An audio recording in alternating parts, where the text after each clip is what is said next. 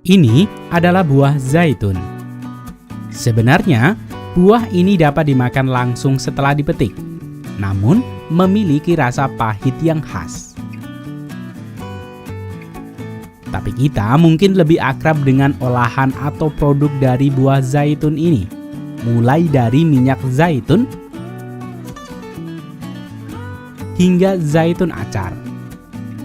Karena memiliki banyak manfaat bagi tubuh manusia baik dari dalam maupun luar, minyak zaitun digunakan dalam banyak produk, mulai dari makanan hingga produk kecantikan seperti sabun. Sabun minyak zaitun ini pernah dibahas pada episode sebelumnya. Pada kali ini, rekayasa teknologi akan membahas dari segi pertaniannya. Episode ini juga bagian dari request saudara Masno.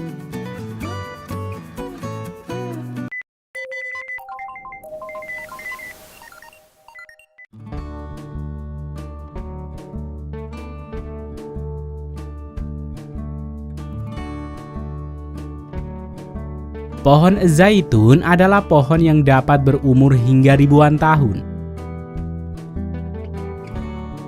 Pohon satu ini biasa tumbuh di kawasan Mediterranean seperti Spanyol dan Italia.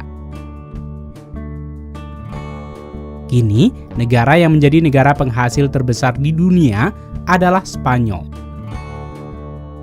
yang disusul oleh Yunani.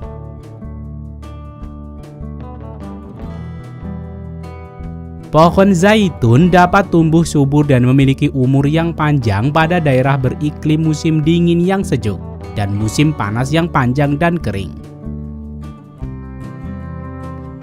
Kandungan tanah yang disarankan harus memiliki kandungan cukup asam dan basa dengan pH lebih dari 5 dan kurang dari 8,5.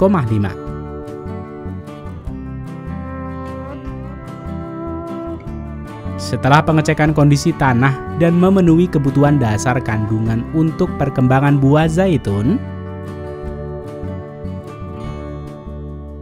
selanjutnya, petani akan membuka lahan dengan membajak lahan serta mengatur barisan area tanam. Selain itu, petani akan membuat selokan atau drainase untuk membuang kelebihan air pada musim hujan atau dingin. Syarat ini tidak diperlukan untuk perkebunan zaitun pada area lereng pegunungan. Beberapa hal yang wajib diperhatikan oleh petani adalah letak ladang zaitun, di mana letak perkebunan ini harus dapat menyediakan kebutuhan matahari langsung secara penuh, minimal 6 jam per hari. Sehingga kebun zaitun biasanya dikembangbiakan secara menyatu, mulai dari luas ratusan hingga ribuan hektar.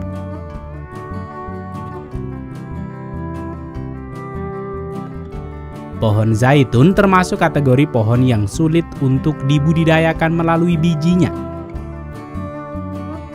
sehingga butuh perawatan ekstra dan membutuhkan masa panen yang lebih lama. Oleh karena itu, untuk memenuhi kebutuhan perkebunan zaitun yang luas, mereka biasanya menggunakan teknik kultur jaringan dan juga stek untuk memperbanyakkan bibit pohon zaitun.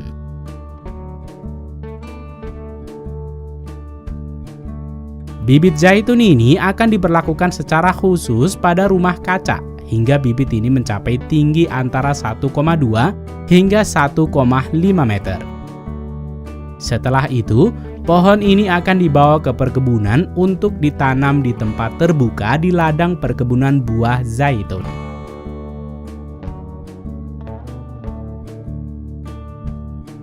Walau memiliki habitat yang kering, di masa perkembangannya, sebelum pohon zaitun ini berbuah, bibit pohon ini membutuhkan cukup air. Sehingga pekerja akan menyiapkan irigasi tetes dengan selang-selang panjang yang dibentangkan segaris dengan media tanam pohon zaitun.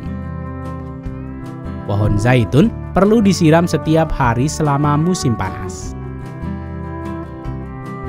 Dalam masa perkembangannya, pohon zaitun mendapatkan perawatan rutin seperti pemupukan, penyiraman, dan pemangkasan cabang-cabang sekunder. Pemangkasan cabang-cabang sekunder ini bertujuan mempercepat pertumbuhan batang utamanya.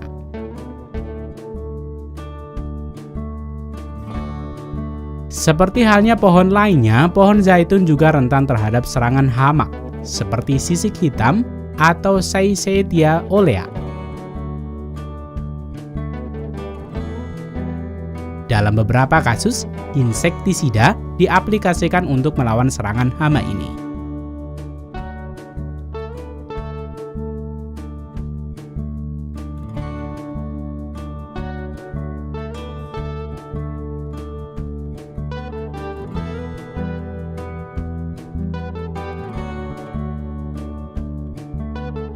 Jika pohon zaitun yang dikembangbiakan dengan biji mulai berbuah pada umur 5 tahun, pohon zaitun yang dikembangbiakan lewat stek dan cangkok dapat mulai berbuah sejak 2 tahun setelah tanam.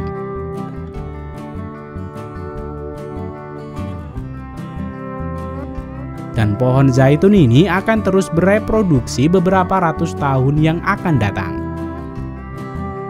Buah zaitun muda memiliki warna hijau dan akan berubah hitam seiring kematangan dari buah zaitun.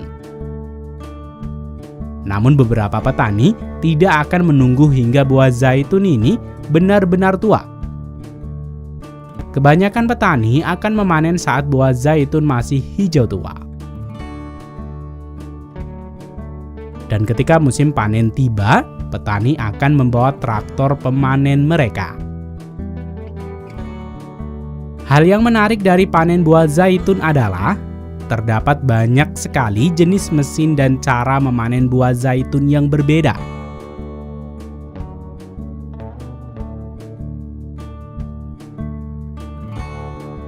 Mulai dari cara tradisional, cara semi-otomatis, hingga full otomatis.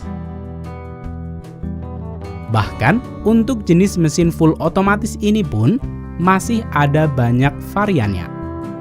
Pada kali ini kita cukup membahas 2 jenis mesin pemanen buah zaitun.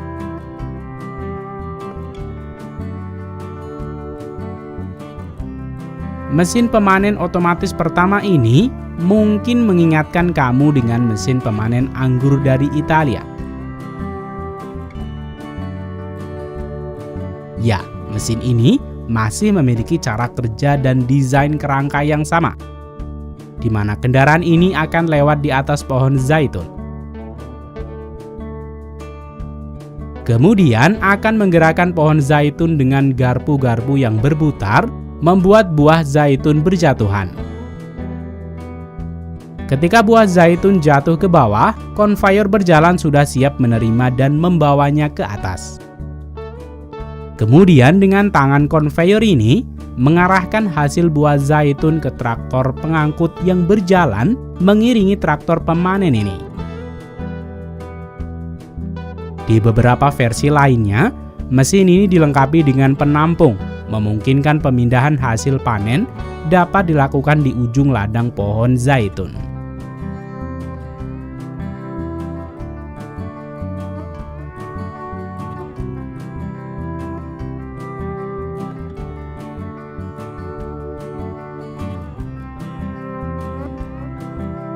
Mesin kedua ini memiliki sayap seperti konsep sayap kelelawar dengan ditopang struktur besi di setiap jerujinya. Pertama, mesin traktor ini akan menjepit pangkal pohon zaitun. Kemudian, membentangkan sayap kelelawarnya ini hingga membentuk melingkar seperti ini. Selanjutnya, mesin ini akan menggoyangkan pohon hingga membuat buah zaitun berjatuhan.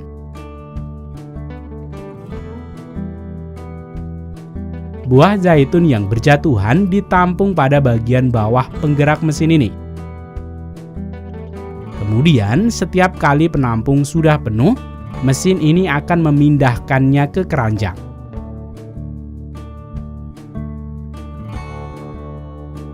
Inilah beberapa teknik pemanenan lainnya.